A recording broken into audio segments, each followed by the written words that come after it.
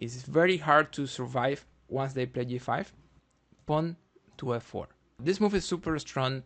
Black can play 3 captures like e takes f4, g takes f4, or g takes h4, but in the 3 captures we are going to be better and probably with decisive advantage in most cases. Hey guys, welcome to a new video. Today we are going to learn how to play bishop's opening. There are some advantages of playing this line. First of all, this is not the most common line in move number 2 because you're playing bishop c4, and as you probably know, knight f3 is much more common in this position. So your opponent doesn't see bishop c4 all the time. He's not as well prepared against bishop c4 as they should be against knight f3. So that's one advantage, definitely. Another thing we should highlight is that when you play bishop c4, you're avoiding Russian defense. For example, if you play knight f3, your opponent can play knight f6, and this line is very solid, very interesting. Your opponent can play slow games if they want. Usually, those are positions that they know very well. So in general, it's a little annoying when they play these lines and we don't want. So a good thing is that we can avoid it with bishop c4, bishop's opening. Another thing I wanted to highlight is that when you play bishop's opening, you can be as aggressive or as solid as you want. We're going to see that in most of the positions we will have alternatives. So you can be aggressive, but also you can be a little more positional. Depending, for example, on the circumstances of the tournament, it might be something very useful. Advantage number 4 is that when you play this line, and especially with this repertoire that I'm going to suggest, we're going to have many traps and many tricks. So it's going to be really hard for your opponent to play the opening and not get into a very bad position. Probably they can be lost very easily if they are not familiar with this line. So e4, e5, and then bishop to c4. Here we are in bishop's opening. The idea of bishop c4 is that, well, first of all, you're developing, right? That's very clear. But also, you're putting the bishop in a very aggressive position. You're putting the bishop here on c4. And this bishop is going to be aggressive not only in the opening. Even if he castles later, which very often they will, your bishop is still very good in the middle game. So here you're putting a piece in a very aggressive square, and it's going to be like that for a long time. And of course, in many lines, we're going to connect this bishop with other pieces, like, for example, with the queen later, and also with the knight, also over g5, for example, or e5, depending on the line. So this is going to happen in some variations. So that's the idea of this bishop c4. Once you play bishop c4, your opponent is going to have 3 main options, 3 main alternatives, and they are knight f6, bishop c5, and knight to c6. We're going to take a look at the 3 lines, and we're going to learn how to play against the 3 options. So main line is probably knight to f6. And, well, in this position, of course, we have some options, but the line I want to suggest in this video is knight f3. There's also this line with d4, wanting to play the Orzhov gambit, which happens after e takes d4 and knight f3. I have a video in the channel about this line. I can tell you it's very interesting. I really suggest it. But, well, today I want to talk about a different line, also very playable, and it is this knight to f3. The idea with knight f3 is that you're sacrificing the pawn on d4. You're just giving your central pawn. Of course, he can take it. And that's what you want, because then you will get a very nice compensation. Of course, they are not forced to take it. I mean, they can just ignore the pawn and play knight c6. And, well, if that happens, you can either play slowly with d3, normal development, more or less equal position, but very easy development here. Or you can be a little more aggressive, like knight attack here with knight g5. This is a very common line, very strong.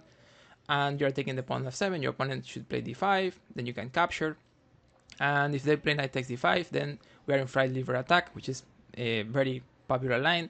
I have a video also on the channel about how to win or how to take advantage of your position once your opponent gets into fried liver attack.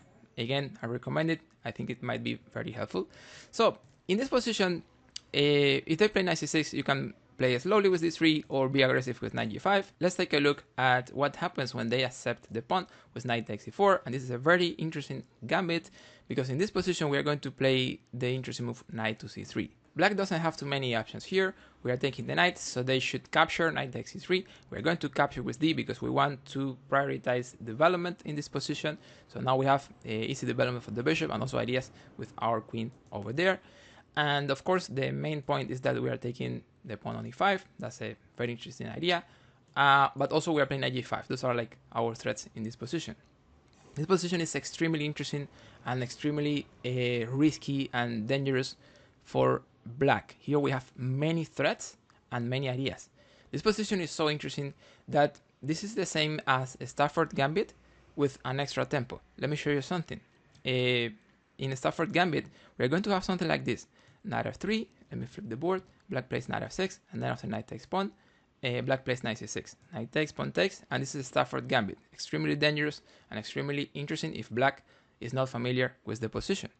Well, in the line that we are playing, we have something like this, but with the bishop on c4. So this position is already very dangerous without the bishop developed. Imagine what is going to happen once your bishop is already on c4, as it happens in this position here. Let me find it. I think it's like this. So this is the same thing, but now your bishop is already developed. So basically we're playing the Stafford Gambit with an extra move here, which makes it really, really strong.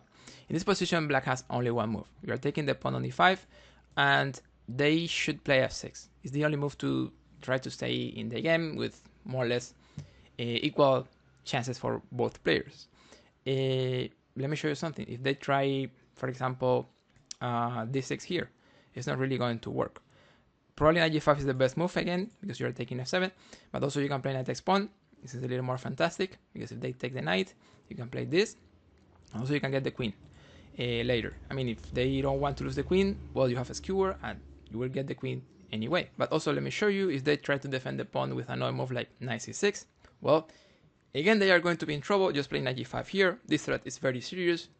And for example, they can play d5, and then of course you take it. They can play here bishop to e6, and one more time you take, and then you shack, right? This position is very good. They can play g6, then you trade the bishop so you don't lose it, and then capture the pawn on e5. This position is just amazing, threatening more things over there, and you're ahead in development, better pawn structure, more activity.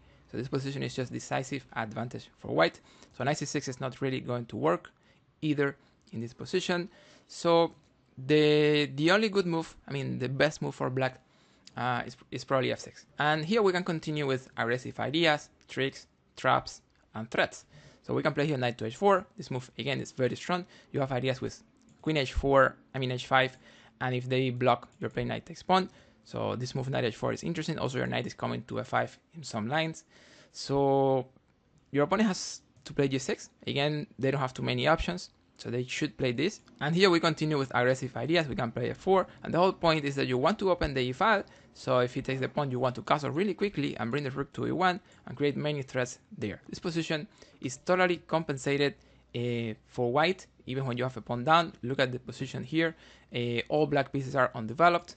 They are all at the initial position. As we already have some pieces already out, our king is going to be much safer. In one line, for example, they can try d6 here, and then we can continue with f5. And again, we continue with this kind of threats of queen h5 and those things. So we can say that there is more than enough compensation. Actually, this position is already better for white. Like, we have a lot of compensation for more than just a pawn down, so we are actually better here. So that's the way to play when they try this knight to f6. Let's take a look at the other line, knight to c6. And this time we're going to play knight to c3. The idea is that we're going to develop our pieces quickly and naturally, but we want to make sure we can play this f4 very aggressive, because we want to connect the bishop with ideas over the file, and of course the knight and the queen can also be involved over there. So let's take a look at normal moves like knight f6, and then we can play d3. They can try bishop c5. These are the moves that you're going to see more often when you play this line. And here we're going to play f4. So we want to be aggressive, we want to create threats, and we want to attack. So f4 is very interesting. Black can play here d6. And at this point, we're going to play knight to f3. This position is very interesting. Your opponent has some options here, like develop the bishop to g4, like try knight g4, wanting to control f2 here, thinking that they are better. This is actually a trap. If they play that, they are going to be in a bad position. And probably the best move for black is a6. because they want to make sure they don't lose the bishop, and we are threatening right now knight a4, getting that bishop. So let's take a look at the 3 lines. For example, if they play bishop g4, you can just play knight a4 in this position, and you're going to get that bishop, and you're going to be better, like a little better here, because you're going to have the 2 bishops, but also very good development, and also very good center. So this position is going to be great for white, and we don't really need to worry too much about this bishop g4. If they play knight g4, this is aggressive, right? They want to play knight f2, they have some ideas, but this is actually a mistake. They are getting into a trick here, because after knight g4, the idea is that you can play knight to g5, and here you have many ideas. You have pressure on f7, and the whole point is that if they try something like knight f2 at some point, you will play queen h5. So knight f2 is not really very easy to play. It's not really going to work very well for black, because your queen is going to get involved, and you're going to connect your queen, your bishop, and your knight, attacking the enemy king. So that is not going to work for black this time. Let me show you a line. If they castle here, you can just play f5, and now you interfered the bishop, so you are taking the knight on g4. An option here is knight f2, for example, but then boom, queen h5, and this is what I was saying. You're connecting bishop, knight, and queen, attacking the enemy king. They can try, we're threatening mate, so they can try a6, and then we can capture, for example, with the bishop if you want. And if they play king h8, you can play this move, threatening checkmate over there. And well, basically they are lost at this point, because if they capture the knight, you just play queen h5, and this is checkmate. So as you can see, this knight g4 seems to be good, but not so much. We are actually in a very nice position, very tricky if they get into that. Finally, the best move for black is going to be a6 in this position, and well, here we should continue with f5. I think it's a really nice line. We have a good chain of pawns over here, and also good development for our bishop that is going to come to g5 very soon in this game. And one of the ideas is that we want to connect the bishop with the knight over there with some pressure. In this position, the game is more or less equal, unclear, and complicated. But in general, it's very easy to play with white. Very comfortable for white pieces. We have a lot of space. Let me show you what happened in one game. Black played knight a5 and white played a3, wanting to save the bishop. And then after knight takes bishop, pawn takes knight. This is totally okay, because now your pawns are controlling the center, so they can never break on d5. It's going to be really hard for black to get that break. And after this, black tried in this game c6, and of course we played here bishop to g5 with the pin that we were talking about earlier. The plan here is that you want to play queen d3, and you want to castle queen side, and probably you want to expand on the king side with very good possibilities for white. That's the idea for this kind of positions. Here in the game that I'm talking about, black played bishop a7, but then queen d3 is very well, and after queen e7, white can castle queen side. Now a lot of pressure over here, and also our king is totally safe on the queen side. By now, black plays bishop b8, and then pawn storm g4. We want to expand over there. Black plays b5, bishop to h4, some ideas with g5. Black played b takes c4, queen takes c4, and then queen b7. But well, here after bishop takes f6, g takes f6, and h4, white is much better. Black tried a5, and then after g5, queen b6. In this position, white found a move that forced resignation. I'm going to say it is this move, knight to d5, and the idea is that he's taking the bishop, but not only the bishop, right? Also the rook, because there is a skewer, so black cannot really take that knight. There is some kind of pain over there, and at the same time we have a fork, because you're taking the queen and the pawn. And also, one more time, black pieces are in a bad position. I mean, all the pieces are on the first rank except the queen, and the king is very exposed. The pawn structure is a disaster, and black is taking pawns now. So at this point, the advantage is decisive, so black decided to resign here. Those are the options against this knight to c6. Let's take a look at another very interesting line, bishop to c5. And here we have some options. For example, if you play Ivan's Gambit, you can try b4 here, and you can transpose very often into that. There are other options here, like natural development, but the line I want to suggest is very aggressive and very tricky, and it's really hard to find the defensive ideas for black in those positions. So it is this one, d4. This is really strong and really interesting. At this point, our opponent should not capture with the e pawn because they are going to be worse if they do that. We are going to play here bishop takes f7. The whole point is that there is a fork here and we're getting the bishop back on c5. So if they play this, we can play that, and if they play this, you can play that. So at this point, well, material is equal, but the position is much better. First of all, you are taking one pawn here on d4, but also, for example, you're playing knight f3 followed by some check with your knight. Also, you are taking the pawn later on d4 once you attack with both pieces, but also there are checks on the diagonal with your queen. So this king is never going to be safe, right? Because look at the weakness on all these squares, and you have a dark squares bishop, so you can always create threats and problems over there. So this position, I can tell you, is very good, like clearly better for white. If we can get into this, we are really good. So after d4, they should not capture with this, they should capture with the bishop. Basically, they have no choice. So at this point, we are going to play a normal move like knight f3, attacking the bishop, also attacking the pawn. So in general, they should try here knight to c6. Here we can castle. They don't have anything better than just knight to f6. And at this point, we are going to get the bishop, knight takes d4. And in general, they should capture with the knight. It's a little better. If they capture with the pawn, we are going to be very well here because we have this move pawn to e5. That is that you're misplacing this knight. The options are 98 or 94, and they're not looking very well. For example, if they play knight g8, you're playing here queen h5 with many threats over there. This position is very good for white. But also if they play knight e4, you can play queen g4, and this is like a fork, right? You're taking g4 and g7 at the same time. So they might try, for example, d5, like a discovered, taking your queen, defending, attacking, but then you just take here, and you're taking the rook on h8. So they can try here rook f8, but after bishop to a6, this position is just decisive advantage for white. So the moves with the knight are not looking very well, and of course we need to understand that knight takes e5 is not going to work, because you can play rook e1 followed by f4 once they defend with the queen or with the pawn, and you're getting an extra piece here. So this position is very hard for black. So once I get into this, probably the best option is going to be something like d5, where we can still get a better position. We just capture the knight, and when they capture our bishop, we can capture the pawn on g7. Here black can play rook g8, you can give a check, and everything is more or less forced here. Black has to play here bishop to e6, and you can continue with queen h5. You are taking this bishop here because there is a pin, but also you are taking, for example, the pawn on a7, so they don't have too many options. They might try queen f6, defending, but also trying to get that passed pawn on the 7th rank with this idea.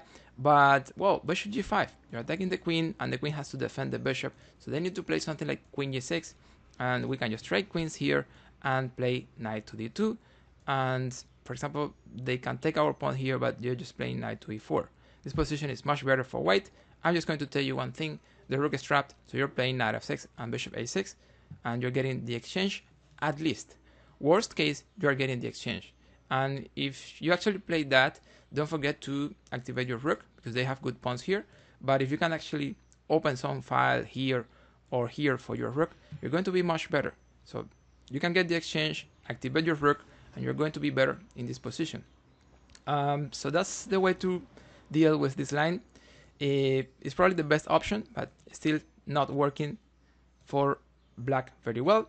So, you know, once they get into this and they capture with the pawn, we're going to be really well in basically all the lines. So probably knight takes knight should be a little better for black, but it's still very complicated and very tricky.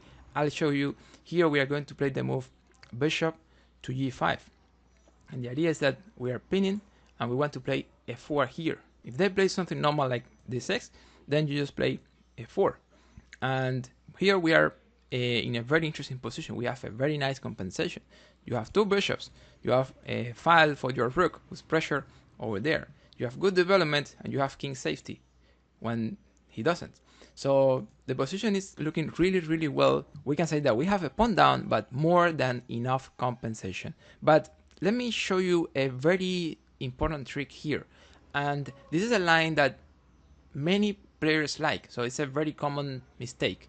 So focus very well in the next minutes because I'm going to show you a very important trick. Very common, very easy to get into, and I can tell you with a very high performance for white once they get into that. This trick happens when black plays a6, right? This pin is very annoying, so anyone could try to play a6 here, but this is not a mistake yet, right? This is totally normal. a6, well, we move the bishop back to h4, nothing happens so far, normal position so far, everything is good. The mistake is when they try to get rid of the pin, like definitely, and they play g5. Again, it's more or less logical, right? Because the pin, as we said, is very annoying. So anyone would want to play this and force bishop g3, and then after that develop pieces quickly and easily. And also they could make sure white is not playing f4. So the idea of g5 makes a lot of sense. It's very easy to get into this, but well, it's very bad. Actually, it's very hard to survive once they play g5. In a blitz game, for example, it's not going to be easy to deal with all the threats that are coming. So in this position, we have an amazing move. It's almost like a brilliant move, we can say, and it is this one, pawn to f4. That is that you're taking my bishop. Well, now you can also take my pawn if you want. So this move is super strong. Black can play 3 captures like e takes f4, g takes f4, or g takes h4. But in the 3 captures, we are going to be better, and probably with decisive advantage in most cases. So let's take a look at the line where they play e takes f4. This is actually very simple because the pawn is the defender of the knight in the center. So here we just capture the knight on d4, and they can capture your bishop, but then we can just play rook takes f4, and this position of course is winning because the knight is pinned, right? If the knight moves, you're getting the rook, but also you have a lot of pressure here on f7. So this is a disaster for black. This is decisive advantage for white, obviously. So let's take a look at another line, and this one is when they capture the bishop on h4. This is probably the best option for black, and here we are going to play, of course, f takes e5, and the idea is that you are taking the knight, you are taking the other knight, and also remember we are taking f7 here with many threats and many ideas. So this position in general is going to be clearly better, assuming black finds the best move. So, you know, even with perfect play, we are much better in this position. But let's take a look at the other line, and this happens when black plays g takes f4. And this line is very interesting one more time because we have an amazing refutation again. We have another brilliant move here. I'm going to say it very soon. Here we can play the surprising rook takes f4. And, well, a lot of pressure on f6. They have no choice. They need to capture our rook, and then we can play this move, queen takes d4. We lost the exchange, but, well, it's not a big deal because we are getting material back here on f6. So much pressure over there. 2 pins at the same time. So, of course, this is winning. In a game that I saw, black castled kingside, and then there was bishop takes f6 on the board. Black played queen e8, and then this amazing bishop to h8, just winning the game. Mate is unstoppable in this line. So, you know, if your opponent tries to get rid of the bishop or the pin with this h6 and g5, well, here you have that crazy but super strong f4, and you're going to be much better, probably even decisively better in many lines, and with a very high performance in general in those positions for white. So thank you so much for watching. If you have any question, let me know in the comments. Check out this video over here. I'm sure it's going to be interesting. Keep improving your chess skills and enjoy the game. Play the right move, and see you on the next.